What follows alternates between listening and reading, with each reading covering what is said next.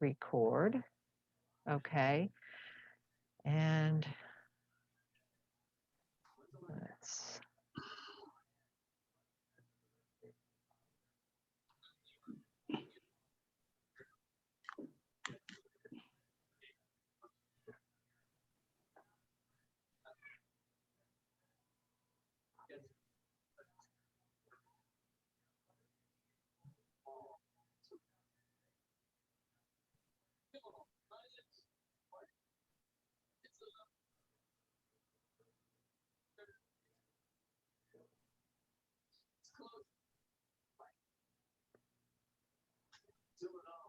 Hopefully, this is.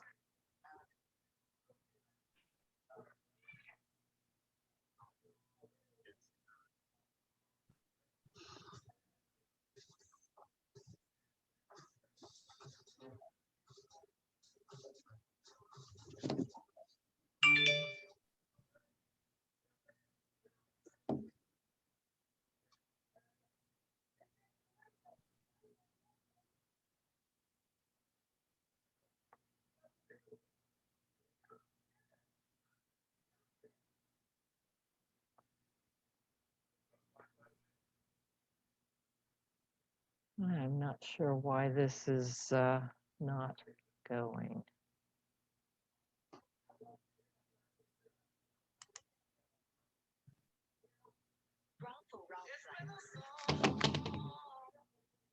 Hey, how you doing?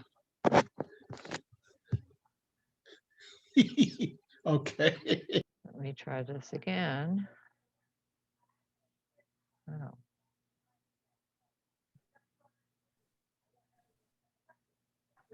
It says it's streaming, but I don't see it streaming. Yeah, Terrell just notified us that it's recording and it's live. Oh, it is live on Facebook right now.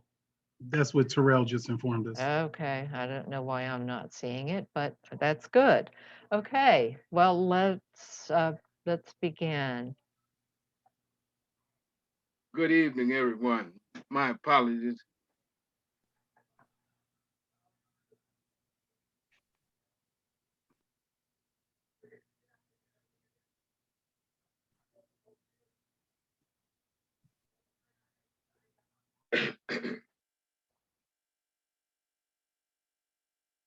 I think Pastor Pickens is muted. That would help, wouldn't it, Chad? Let me just say that I am excited to be here this evening with you, and we have an exciting conversation that's about to take place. I'm Larry Pickens, the Executive Director of the Pennsylvania Council of Churches. We have an array of leaders throughout our community who will be talking about issues related to COVID and some of the intersectional dynamics that COVID-19 has created. Our dynamic moderator this evening is Joyce Davis. Joyce is the opinion editor for the PennLive and Patriot News. She's also someone who has a distinguished journalism pedigree, and we are fortunate to have her lead us in this conversation. We're blessed tonight. Thank you, Joyce, for giving us your time. Well, thank you very much. It's really wonderful to be here with you, and really kudos to the Pennsylvania Council of Churches, to you, Reverend Pickens, and to you, Reverend Strauss, for organizing what I know is going to be a most important and enlightening conversation tonight. First of all, for all of the participants here, please feel free as we have our conversation to write in questions or even respectful comments. I know we have people joining us on Facebook as well, so you can feel free to type in your questions there and we will try to get those addressed and answered. But let's get to it. What are we going to talk about today? The title that this conversation, this webinar has been given is Intersectional Realities around COVID-19. And basically what we're going to try to address tonight is how this virus has impacted our vulnerable communities. And more than that, how we can partner, the faith communities, the churches, how we can partner to begin addressing them. And Lord, we've got a lot to talk about right in this hour. So I'm not going to spend a whole lot of time because all of these folks who are here are esteemed experts. We know that they know what they're talking about. But let me introduce you now to who our panelists will be, who our speakers will be. We will have Luz Colon, who is the executive director of the Governor's Advisory Commission on Latino Affairs. And she will be here addressing something that, you know, clearly is important to us. How is our Latino population fared and what is the outlook going forward? We also have Dion Lassiter, who is the executive director of the Pennsylvania Human Relations Commission.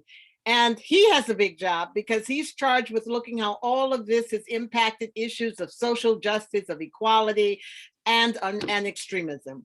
But also we have Stephanie Sun, who's executive director of the Governor's Advisory Commission on Asian Pacific American Affairs. And we have a lot to talk about there because we know that we have been hearing too many reports of violence against our Asian and Pacific Island communities. So we'll be delving into those issues as well. Now, there is one other person who has not joined us yet, but we're hoping he will come in, and that is the Reverend Ralph Blanks, who is pastor of Vine Memorial Baptist Church in Philadelphia. And he's been doing a yeoman's job in trying to get the word out about vaccines.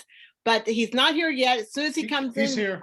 Oh, good, great, good to see you, Reverend Blanks, excellent. So we have a full panel here.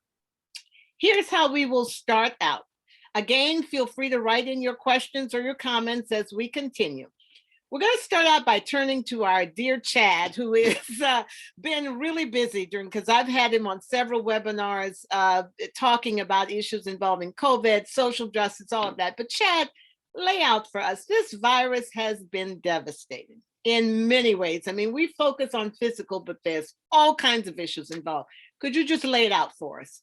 Certainly, and I'd be remiss if I didn't thank Reverend Strauss and Reverend Pickens and you as well, Joyce, for inviting me here. I'm very humbled and honored to be here this evening. Also want to shout out my dear colleagues, Luz Colon and Stephanie Sun. As a humanist, these two women are remarkable in the advisory councils that they lead. And to Dr. Reverend Blanks, I bring you greetings from my home church, Reverend James S. Hall Jr., Triumph Baptist Church, where I've been a member for 48 years of my life. So to your question, Joyce, very, very profound question in the sense that we've been hit by three pandemics. We've been hit by the pandemic of health, that's coronavirus, and then the pandemic of economic collapse, and then the virus of hate. And so the initial pandemic, which we know as coronavirus or COVID-19, hit all communities. And it didn't just discriminate for our democracy. It cast a wide net over the entire globe. Those of us who have pre-existing conditions, whether that's type 1, type 2 diabetes, heart failure, sodium, high cholesterol, just a myriad of whatever we had or what we learned that we had because of the coronavirus, highlighting and accentuating that, put our democracy on lockdown. What we saw, whether we looked at CNN, MSNBC, or Fox News, primarily on the right side of the screen was we saw the numbers of individuals affected and the numbers of individuals who died, both from a global phenomenon, the world, and then specific to the United States of America. And it was something that, whether we debate where it came from, we know that it has impacted the entire globe. There are some of us who have lost friends, family members. There are some of us who have recovered. And even before we get to Pfizer, Moderna, Johnson & Johnson, it's this notion that for young people, what do you mean I can't come to school? You know, I really fundamentally adore my teacher, hypothetically speaking, Miss Luz Colon. I miss Miss Stephanie Sun as my mathematics teacher or my English teacher. So we had young people who were trying to make sense of this. We use big words like hermeneutics, matters of interpretation. I can't go to school. And then for adults, it highlighted a lot of other things too, which is I have to be slowed down. I'm unemployed now, for those individuals who lost their job. And so the pandemic had individuals who, some of us love touch. Grandmothers love to touch their grandchildren. We love to hug people with their permission, high five individuals. And so the world that we once knew, whether that's our church, our masjid, our synagogue, our temple, houses of faith, non-faith, whether it's our sporting event, communal dinner, going to a bar, going to an athletic event, all those things were on a halt. And for our civil liberties, for the most part, had people asking, is government just overreaching? Is government too large? What's going on in this particular moment? And what we know is that we also had essential workers, whether those were our nurses, whether those were individuals who drove cabs, Uber, Lyft, worked in warehouses, supermarkets, those individuals, we heard people say, wear a mask, social distance, stay at home. But that's their livelihood. So those individuals had to go. And it crossed gender lines, and it crossed racial lines, and across economic lines. And so you have that as one of the frameworks. You had also misinformation. We saw that with the president, the former president of the United States, telling people you don't have to wear a mask. Then we got the other information, wear a mask. We saw Dr. Fauci on a routine basis during the press conferences, and then we didn't see Dr. Fauci. It's almost like he was silenced. We heard information coming from the CDC, from the World Health Organization, and so data was going back and forth, and everyone was pretending to be an expert. Then when you look at the economic collapse, individuals, some things that maybe not us here, but a lot of people take for granted, that hair salon, that pedicure, that manicure spot, that barbershop spot. Well, maybe not Dr. Pickens or Reverend Blanks and myself, but for those who have hair, they go to barbershops, and those other aspects of the mere fact that I'm a tattoo artist, I'm a bartender, I'm a waiter, I'm a waitress, Applebee's, TGI Fridays, Chili's, all those places, and people, they lost their jobs, and they wanted to know, how can I make ends meet? And then simultaneously, the economic collapse had people asking a question that wasn't Socratic. They wanted answers to it. How am I going to survive? Yep. How do I put a roof, not a metaphoric roof, but a real roof over my head for my family? Then you also had the landlord-tenant conflict. I understand you lost your job, but you still need to pay your rent. I understand you lost your job, but Chase Manhattan, SunWest, Washington Mutual, a few others to name, weren't saying to you, Joyce, take a break if you were unemployed. Electric bill still had to be paid. Water bill still had to be paid. Car note, if you have a car note, had to be paid. All of these utilities and amenities had to be paid. And the economic collapse had college students questioning, maybe what I need to do is get a 2-year degree. Maybe what I need to do is get a trade. Plumbers, they stay employed. Electricians, they stay employed. That's right. Painters, they stay employed. The pseudo-intellectual in us, we oftentimes say, go to college, get a 4-year degree. And when you look at universities across the Commonwealth and across the country, they're empty for the most part. Dad, you're doing a fantastic job. You're telling us this has impacted every aspect of our lives. Absolutely every aspect of our lives, from social to economic to health to emotional to, yes. All right, so stop right there, because I know you could really continue, but let me move in now to Reverend Blanks, because Reverend Blanks, we really need to step back up. Apparently, even amid all of this, African-American people have been suspicious. They have not trusted the information they've been given. I'm just going to say, here's one who has trusted. But tell us how your community has felt this. How have you dealt with this issue of distrust and not believing what's coming at you in the middle of all of this turmoil? Good evening, Sister Joyce. Thank you, Reverend Strauss, Reverend Pickens, my longtime friend and colleague, Brother Chad. My heart just jumped when I saw your name among the folk, and to the rest of the panel list, several of your names I know, and it's just wonderful to be in the midst of this discussion on this evening. And thank you again for the invitation. Um, One, I appreciate the overview that you have given us thus far, Brother Chad, and I was just leaning back saying, "Amen." Right on, right on, right on. But let me bring it down a little closer to the ground, if you will, from a pastor's perspective, in the heart of West Philadelphia. I pastor the Vine Memorial Baptist Church, and in the midst of my in the midst of my fourth year, when I started in August 2017 as the interim pastor, and we are like a number of churches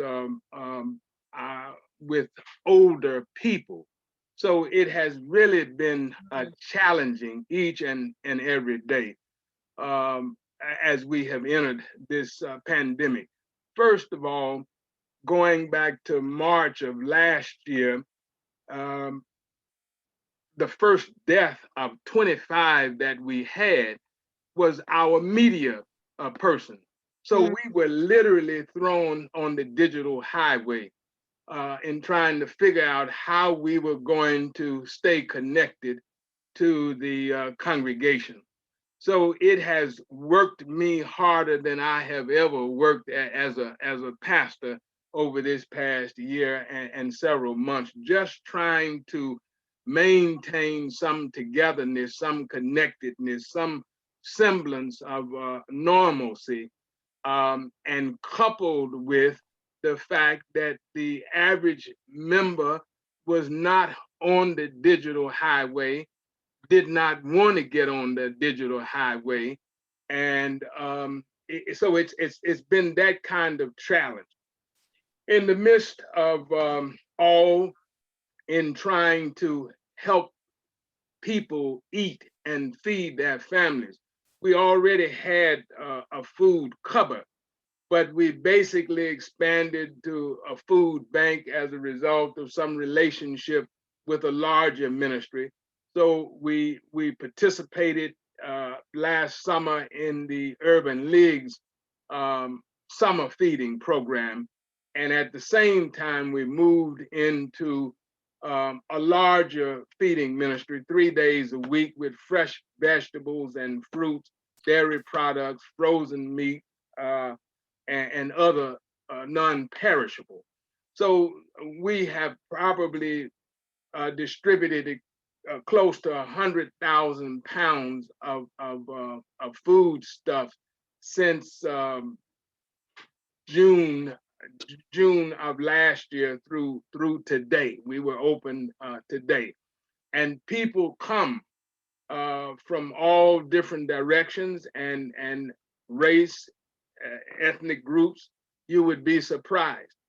In the midst of that, as we held also at least one a testing site, and we were just surprised. People were wrapped around the church. So there wasn't an issue with them showing up or suspicious of the vaccine. You were able to deal with those issues. It wasn't an issue with the testing, Okay. and we've had some issue with the vaccine. Okay. Some of the folks, we recently did a survey, and about half of our congregation 2 weeks ago had taken the vaccine. Some of them said that they were ready to come back to church. Others said that they had not taken the vaccine and they didn't plan to take it, and they were hesitant about coming back to church. Now, one quick question. Did you guys keep going, having church open, or did at some point you stop it? No, the last service that we had in the church was the fourth Sunday in March of last year, and starting the fifth Sunday through this time, we have done Facebook, and then in August of last year, we were able to add Zoom. So that's where we have been up to this point. Okay, well, we're going to come back and delve a little bit more into how you've responded, but we get the sense that you galvanized what you could respond to the need that you were seeing there. But let's bring in Luz Colon. Luz, just give us a little bit of an overview of how in the Latino community, Latinx community, they say now, how have you, what issues have you grappled with, and how successfully have you grappled with them?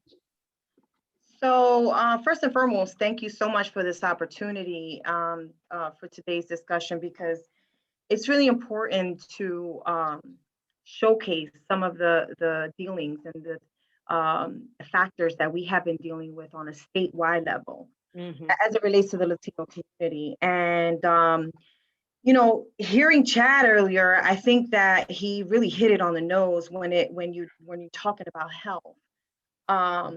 And I want to point out something, because I think that it really corresponds to the way that Latinos are reacting as it relates to the vaccine, as it relates to even getting COVID testing. I remember when we were doing sort of health seminars for the social determinants of health. And throughout those, prospective webinars, we were discussing the high level of Latino community dealing with diabetes and obesity. And history shows it that it's really sort of difficult to get the Latino community to take care of themselves on that level, let alone after the pandemic. Now we're in a pandemic phase, right? They're dealing with diabetes. Okay, let's just say, I mean, a large portion of Latinos are dealing with of diabetes, and then getting sick from COVID. So there, I felt that it was a huge impact on the health disparities on a statewide level, which was really hard to deal with.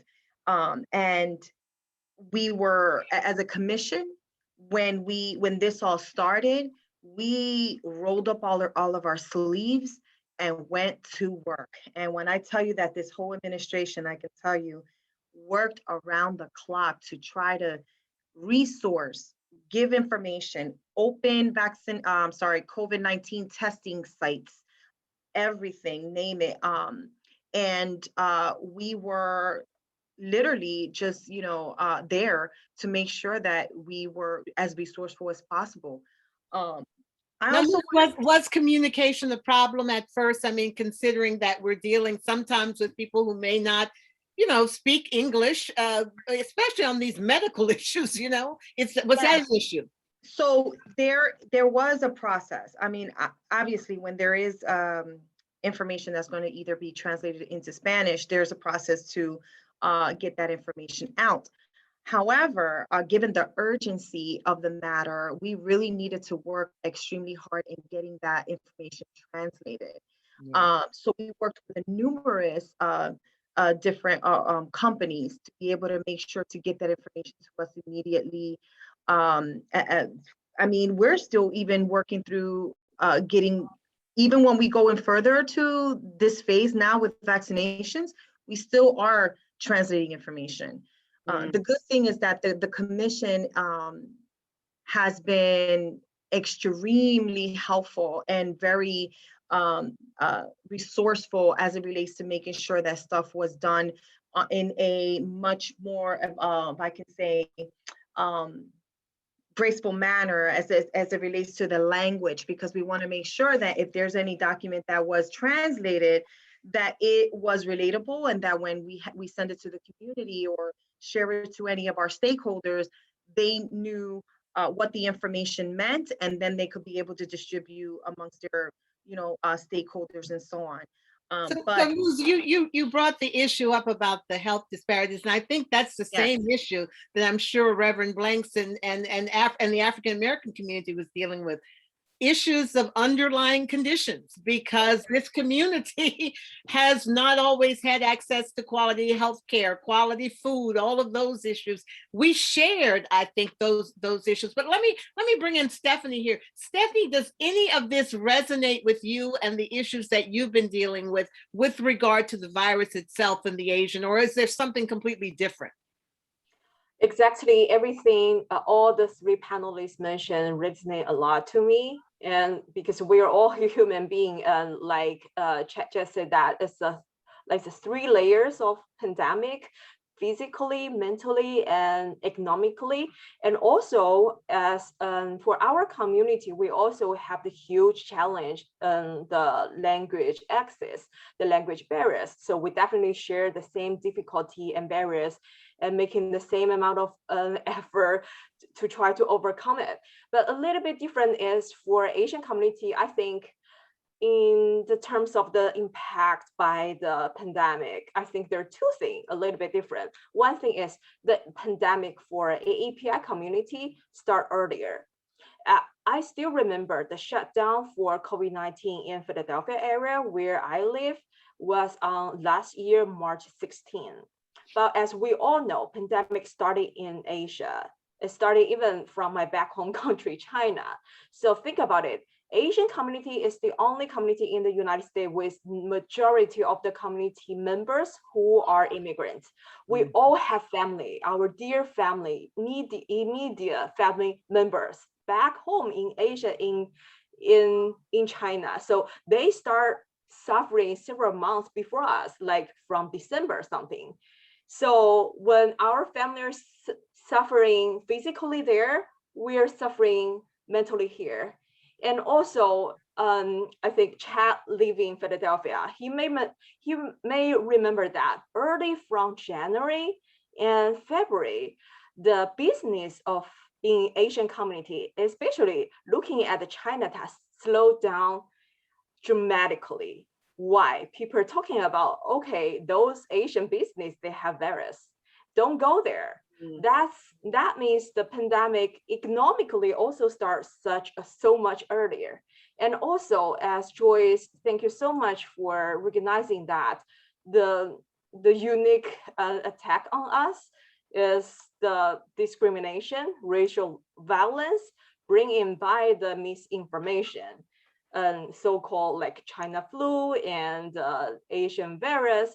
So since the pandemic started last year, there has been an uptick of incidents of harassment and discrimination targeting members of Asian American community due to the misinformation regarding to the COVID-19 pandemic. This includes calling COVID-19 the Chinese virus, the Wuhan virus, the Kung flu virus, which wrongly ties to try to shift blame or accuse Asian American for this pandemic. We have been hearing from the community about the incidents of physical violence and verbal abuse. This happened when Asian community members walk out the street, happen when they're waiting in line in front of grocery stores, and happening in the trains when some people verbally and violently threaten them and force them get off the trains. And recently in Pennsylvania, witnesses have reported more insidious forms of hate. For example, one case I and Pat team, we have been working together. The incident threatening statement of bodily harm against Asian American students at a high school in Lower Merion township by their classmates. And this also includes a casual use of the term COVID to name an American dish with Asian spices at the restaurant in Philadelphia. And we know many more incidents have been happening on the ground. Yeah, I want to bring. This has just been so incredibly tragic for for all of the people who care about equality. But Chad, I want to bring you into this too, because in the middle, I mean, she's just explained what the Asian American community, but in the middle of all of this, we've also dealt with racism, racial injustice, yes, which is added to the anxiety of these communities, the African American, the Latino. So talk about that a little bit. Certainly. And I think we have to put the racial elephants in the room. Pennsylvania ranks number 8 in the country as it relates to hate groups assembling. We have a white supremacist problem in PA. It's not the traditional Ku Klux Klan with the imagery. It's white supremacists. And they sometimes wear shirts and ties. And so what you have in the middle of this pandemic, as I was alluding to, is the virus of hate. We had the George Floyd incident. We had Derek Chauvin put his knee on the neck of George Floyd, and we've learned that it was for more than 8 minutes and 46 seconds. I think 9 minutes and 29 seconds.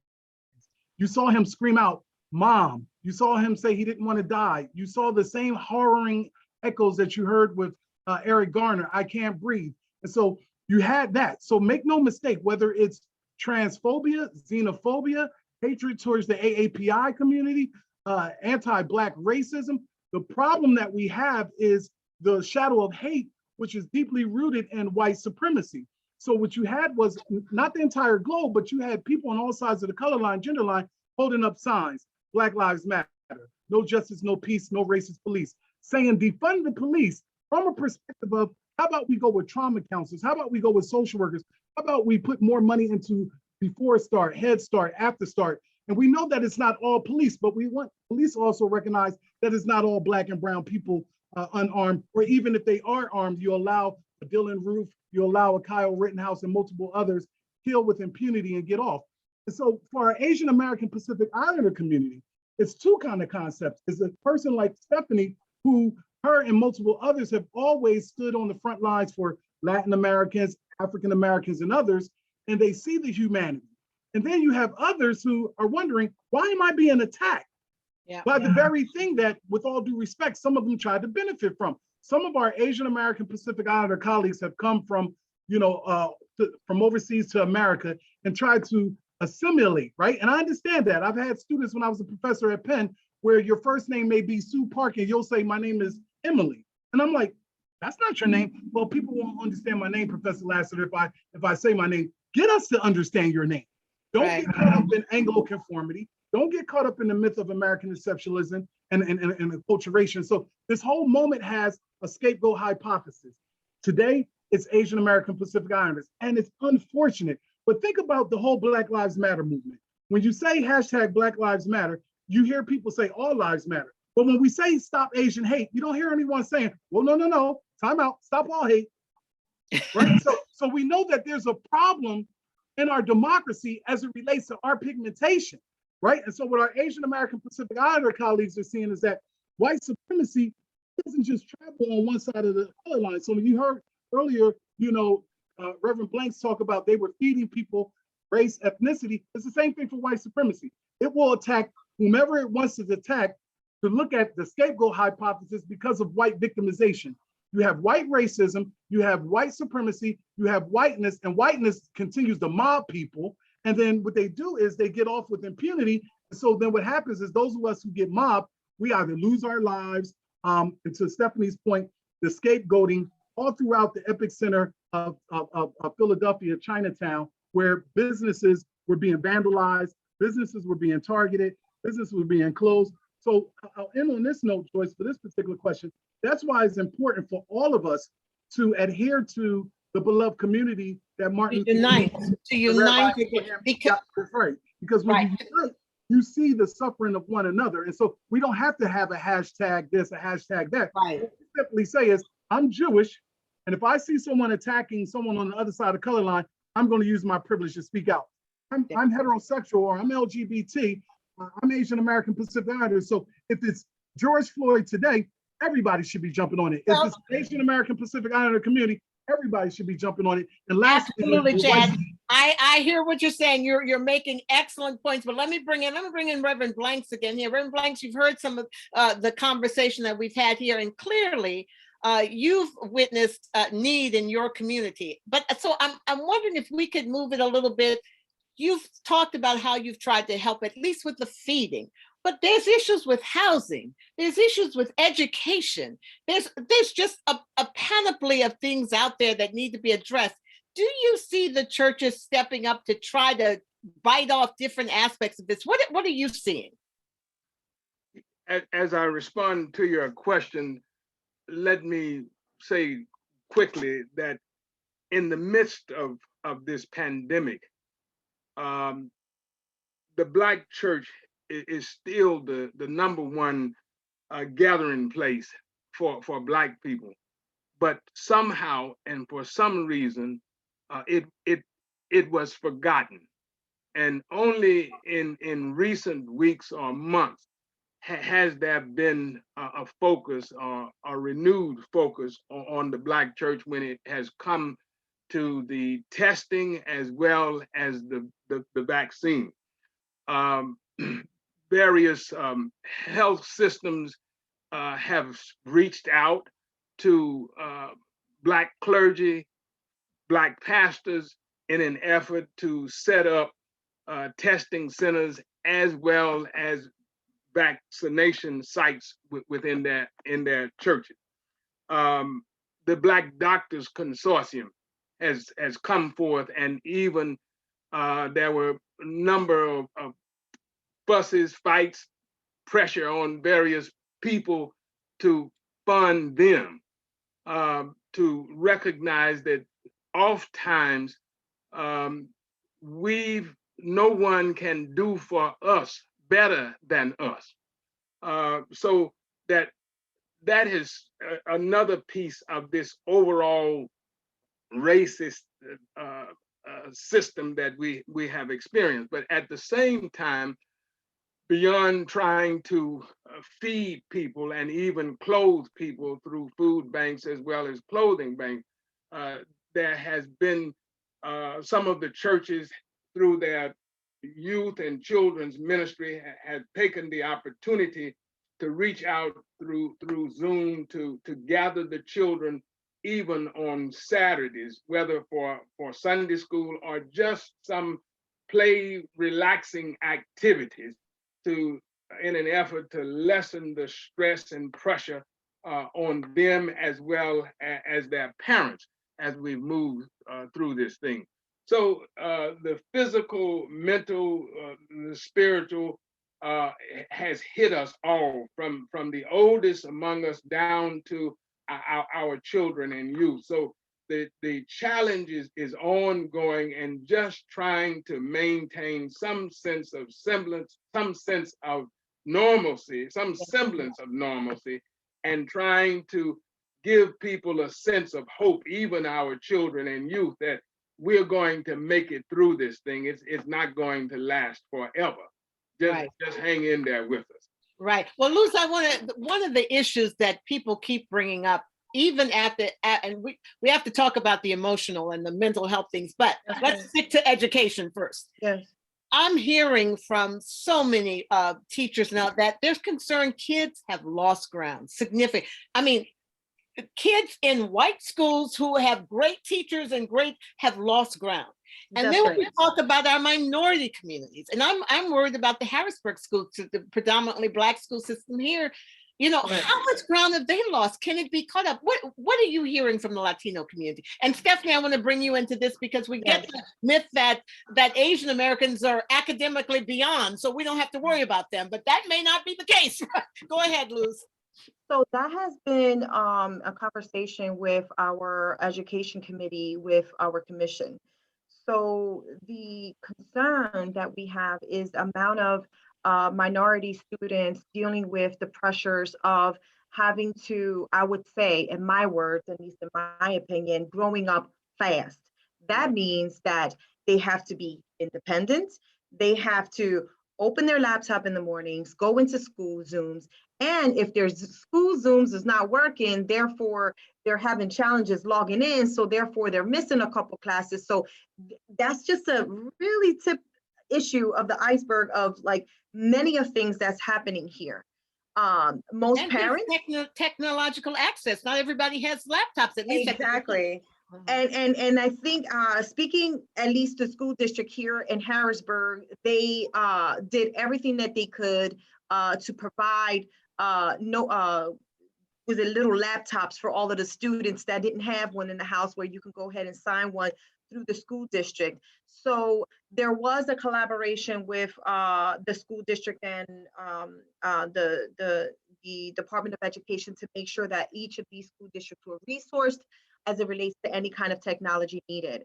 But going to the, I would say, mental health component for these kids is extremely concerning right now. And we even had an incident where there was a few students that I know closely have been dealing with issues, and you know, I hate to say it, but one little kid committed suicide. He was only 14. Oh. So I hate to say it, but it's the truth. The truth of the matter is that there is a ongoing concern, and it's definitely in our radar. It's actually one of our top priorities to be dealing with in terms of resourcing communities about the 1-800 suicide hotline that the health department provides. Like there's information out there, but we want to make sure that it's getting into the hands of the folks that need it most, because it's alarming. Not only that, the grade levels of these children that used to have, like you said earlier, honor roll, grades are dropping. Yeah. And that's also a number of concerns. And the school, I would say, and superintendents collectively are working with these students. They're trying to figure out, we know what those challenges are, and they're working with the students to have somewhat they're calling a little bit of leniency as it relates to some of their academia. So, but Luz, you can be lenient and not give them an F. But if they don't know the material, they don't know the material. That means, that's the. Let me bring Stephanie. And Stephanie, I mean, the Asian kids are doing just fine academically, right? We don't have an issue there, right? Thank you so much for bringing this up. This is so-called model minority, which is a myth harming so terribly our community. What you say, and we have been heard more than enough. So many people say that, oh, Asian kids are doing well and we don't need to worry about it. That is one of the purpose of the concept of model minority, how to intentionally to make people to ignore the needs of Asian community. Asian community is very diverse. We have very big population of the community member even don't finish their high school degree. And we have many new immigrants, recent immigrants came to this country before they finish their high school education. And once they arrive here, they just working around the clock, never be able to go back to school, and literally just sacrifice their career and study opportunity through to their life, and just sacrifice for their children. And also in some community, like even impacted by some male dominant culture, that especially in women community, many women have, it's still hard to be allowed to finish the high school education. So there's a huge disparity in the education inside of our own community. And also think about it, as I mentioned that in Asian community, majority of the community member are immigrants, which means English is not their first language. I have been heard so many heartbreaking stories by kids told me that, oh, I came to this country together with my parents. They sent to me to school, but my first several years sitting in the classroom, I have no clue what the teacher is talking about, and have no way to communicate with my classmates. So I just sitting there. So that's why even many kids, they drop off by themselves. They don't want to continue study because it become a trauma for them. Think about it, how isolated it is. And on the top of that, it can bring the discrimination and bullying when the kids cannot communicate, cannot speak English, or speaking very broken English. There are many sad stories there. And also, thanks so much to Luz to bring up the mental health issue. In recent years, we have been sadly seeing the dramatically growth of the suicide rate in the young generation of Asian American. And one of the reasons is still go back to the nature that majority of our community members are immigrants. That means, okay, some kids through some years of education, or the kids are born here, they have no problem with the language, but they have the language and community barriers to communicate with their own parents at home. This is a huge issue that the cross-generation, the communication, the cultural difference is huge problem there. And many parents very sadly told us that their children at home seldom talk to them. And they love each other. They have no way to communicate with each other. And also, as we know, here, it is so important that students' parents to communicate and engage with the school, even to join some board, join some parents association. Think about those parents who cannot speak any English, just working around the clock, try to earn the money to raise up their kids. How can they communicate? How can they engage? How can their kids be proud of their parents? How can their parents be an advocate for their kids to get the resource, to get the information deserved by themselves and also by their kids? So there's what we're hearing here from all of our speakers is that each community is facing tremendous challenges. And I will share something with you guys. I just did a webinar that PennLive and the World Affairs Council did on kids and COVID. And we focused in on K through 12. And they are alarmed. We had a psychologist on, alarmed. They said, after we're through this pandemic, expect the next crisis to be mental health. And that is what I'm hearing from each one of you, which brings me now to the question about the role our churches can play. Clearly, one of the main roles is feeding the hungry, clothing those who are naked. But what about, tell me, what can churches do about that emotional mental health need that we see is going to be on that horizon? Chad, you want to start off with that? What can the churches gear up for? Well, I think both and. One, they need to get rid of the taboo that counseling somehow or another is rooted in you're laying on the sofa. That doesn't happen, right? Secondly, I know a lot of Black churches oftentimes say, you don't need to go talk to anybody. Get on your knees, take it to Jesus. And I'm not a prescriber of medicine, but if you are bipolar schizophrenic, I want you to pray and I want you to take your Depakote so that you don't have an episode that can get you in trouble. I think the church now has a pivotal opportunity to do what it always has done, serve as a social justice institution and a beacon in an otherwise dying world, a decaying world, in the sense that the church has nurses, the churches has social workers, the churches also have, school counselors and school teachers that you can bring everyone together to simply say, this is what we're going to do to create safe spaces and safe corridors for the summer with young people. One of the things where Stephanie and I, and Luz is from Philly too, she's just a transplant up in Harrisburg right now, but Luz and Stephanie can attest to this. We just got great news the other day from our city officials that a lot of swimming pools are going to be open, right? So that's a good thing. But to round it out, Joyce, and give others an opportunity to interject, I think churches have an opportunity right now to partner with health systems that have people who can come in and deal with the racial trauma, deal with the racial fatigue, deal with the pandemic fatigue. We always have to wash our hands. We always have to put on a mask. And so I think that there are a lot of churches, Vine Memorial, Triumph Baptist, Enon with Reverend Waller, Reverend Marshall Mitchell, and Selem, just to name a few in our community. Also on the other side of the color line, Korean churches, Hispanic churches, where this is an opportunity where they can serve the people holistically. Feed them the physical food, feed them the spiritual food, and then the psychological toll that this is taking on people. Let them know that it's okay to go to counseling. You're not weak if you're dejected, despondent, depressed, and all those things that Stephanie said with the model minority myth.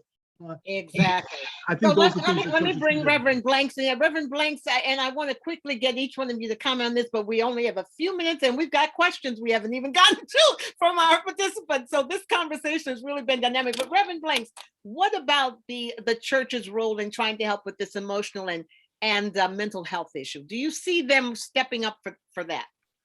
Without a doubt. In addition to what Brother Chad has lifted up, which I agree with wholeheartedly, our vision statement at Vine Memorial is loving extravagantly in all that we do. So that for me and officers and members, that's where the gospel hits the road. And I think all of these things, including getting audience conversation with our legislators as well as other elected officials to figure out how best to bring resources to the community, to these who most and the churches could clearly be a conduit for some of those resources. Luz, you want to share what your thoughts are there? Absolutely, absolutely. So as everyone was discussing, as what kind of resources they bring into the church, I want to bring up the fact that we know, I mean, as long as I've been in community service, I always known for the Latino community to trust the church institutions as a trusted source. That is their number one go-to. Anything that they need in terms of food, resources, help, clothing, anything, they're going to go to their churches before they go to any other organizations or what have you. And that for me, even as a commission standpoint, it's really important for us to be very close with the Hispanic clergies all around the state, only because we know that in terms of the migrant community, we could be able to communicate with them because that is their trusted partners. So me as a government entity, let's just say you have our migrant community, they're going to be a little bit hesitant. Okay, well, I'm not sure if I really trust this person, but when we get close to our a religious institution, it's important to grow that partnership because that's where we're going to see we're going to meet them halfway. You know, there's a saying for that. Just meet them halfway to make sure that they have all the resources they need, to make sure that if there's a food cupboard, to resource that information so that they can go get food. So as a commission standpoint, I can honestly say we have definitely grown that partnership. I mean, literally throughout this whole pandemic. So that's the point you're making. The churches should partner with the government. Stephanie, how are you viewing this, the role that they play with the Asian community? Yeah, in our community, since over 2/3 of our community members are foreign born, so the language barriers make many churches in our community not just the religious organization or group, but also a network hubs or community centers. So churches are the first step for many Asian Pacific American immigrants when they arrive these countries, and churches are their most important network circle, even for many Asian immigrants throughout their whole life. And churches are also their spiritual homes, helping them feel not lonely, not isolated. And also it is the church are the place where they ask for help and advice. So language difficulties are no doubt a huge barrier to access to the mental health services. But usually the church leaders in Asian Pacific communities can speak English, and they can help connect people with mental health services. So if churches from different communities can contact and communicate, build relationships, and even partnerships, share and exchange information and resources, I think it will be very helpful. Even just the intercultural communication itself, think about it. It can be a healing process or good practice for mental health. It can increase the understanding between different communities and enrich our knowledge and broaden our vision of the world. And the church can even help their members to build language, to find a language exchange partners to learn another language. Isn't it a good for so mental health? There's clearly an important role for churches to play. That's what we're hearing, and they need to step up. But guys, we are now out of time, and I haven't gotten to half the questions on here. That's how dynamic and engaging this conversation has been. But I know that Sandy wants to have some closing remarks or some closing information here. So I'm going to have to just applaud you. You guys are incredibly informative. You have so much information to share and so much of a good heart to be willing to share it. So with that, I'm going to thank you for being a part of this conversation and turn it over to Reverend Strauss. Thank you. And I will actually pull the questions, and if you on the panel would be willing to follow up as well, that would be really wonderful. If I can send those questions to you, and then I can be able hopefully to respond to folks over here. And they can chat on Facebook too, on the Facebook. Absolutely, absolutely. I'm going to put up on the screen here, hold on, a couple of things. I wanted to say I have a page where we've oh, where is it? Share screen.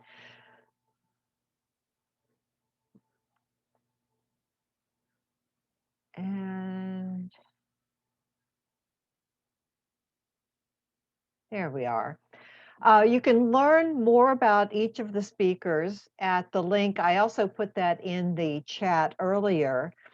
And you can learn more about us, the Pennsylvania Council of Churches, at our main website, which is pachurches.org, or our advocacy website, which is pachurchesadvocacy.org. I will be posting the links to this that we will have from both Facebook Live and with our YouTube channel. So I would encourage you to share this widely.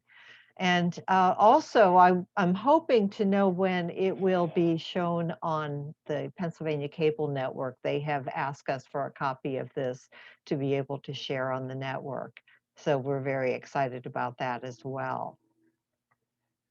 So with that, I would love to say thank you, and I'd love to leave Reverend Dr. Larry Pickens, my boss, with the last word here. So Larry? It's been such a wonderful evening.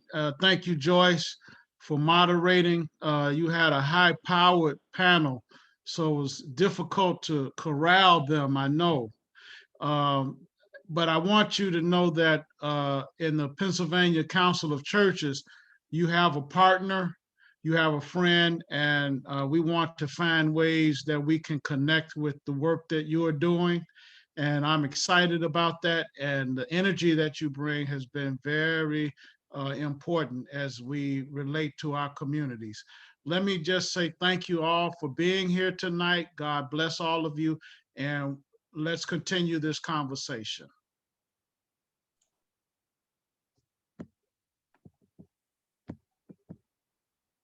And I'm sorry, I was so excited by